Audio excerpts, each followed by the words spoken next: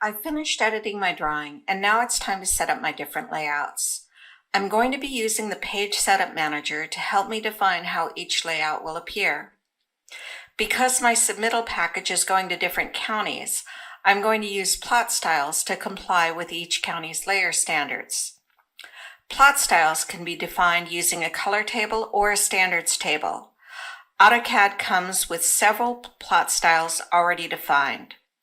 AutoCAD drawings use CTB plot styles by default. You cannot mix and match with one layout using a CTB style and one layout using an STB style. Your drawing can only use one format or another, not both. You can convert a drawing using a CTB plot style to use an STB plot style and vice versa.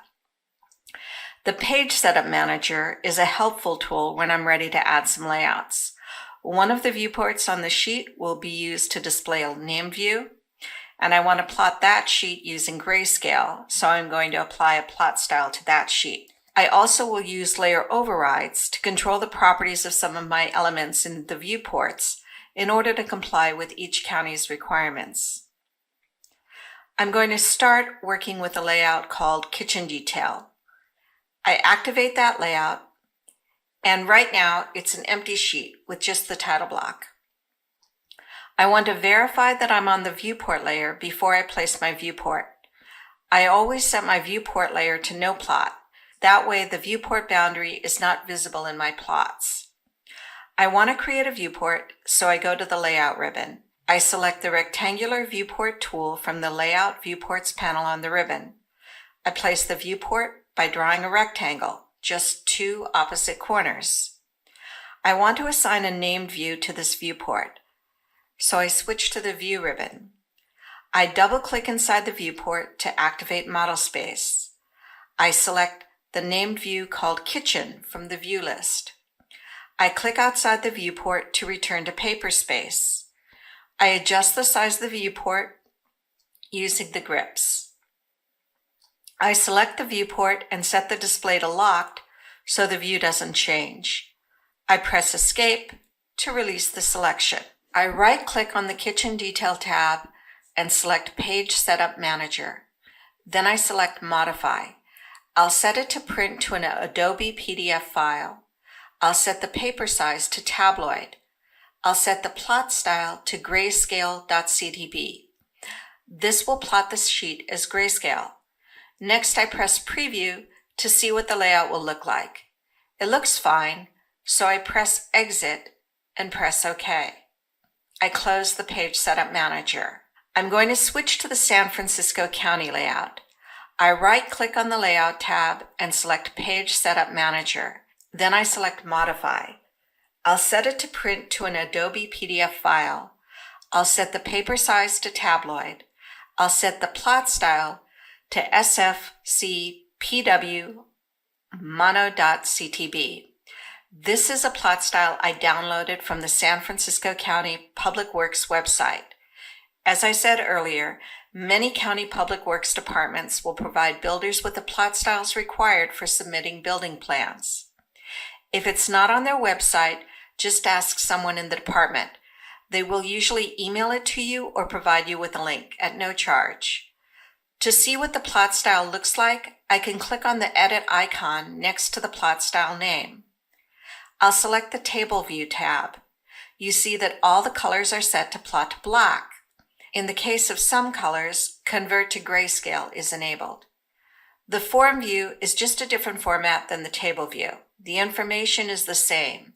If I look at the color red, the grayscale is turned off. If I look at the color blue, the grayscale is turned on. I press Save and Close. I'm going to switch to the Alameda County layout. I right-click on the Layout tab and select Page Setup Manager. Then I select Modify. I'll set it to print to an Adobe PDF file. I'll set the paper size to tabloid. For this layout, I won't select any plot style table. This means the layout will plot based on the layer properties for the viewports on that layout. I press OK. I'm done using Page Setup Manager and plot styles. I want to activate model space in the viewport. To activate model space, I double-click inside the viewport. I can always double-click the status bar to verify that I'm in model space. I'll switch to the Home ribbon and launch the Layer Properties Manager from the Layers panel. I'm going to apply some layer overrides to the left viewport. Layer overrides allow you to assign a set of unique display properties for each layout viewport. These settings override the layer properties in the Model tab and in other viewports. Each viewport can use different layer properties depending on what you want to see. I'll change the dim layers VP color to green. I'll change the fixture layers VP color to cyan. I'll freeze the furniture layer in the viewport. I'll change the wall layers VP color to white, and I'll switch back to paper space. I'm going to activate model space in the right viewport. I'll expand the Layer Properties Manager and apply some new layer overrides. I'll change the dimensions layer to red. I'll change the furniture layer to green and the fixture layers to magenta. I double-click outside the viewport to return to paper space. You can compare how the two viewports look with the different layer overrides. Keep in mind that if any plot styles are applied to a layout, the plot style controls how the plot will appear. Any layer overrides will be ignored, just as the default appearance of the elements are ignored.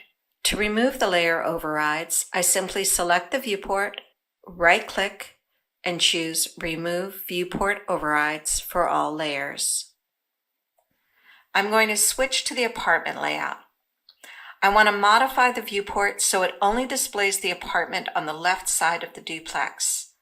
I'm going to start by rotating the viewport. I rotate the viewport 90 degrees. I select the Rotate tool, I select the viewport, I press Enter, I select my base point, and then use my cursor to rotate the viewport 90 degrees. I'm going to enlarge the viewport using the grips.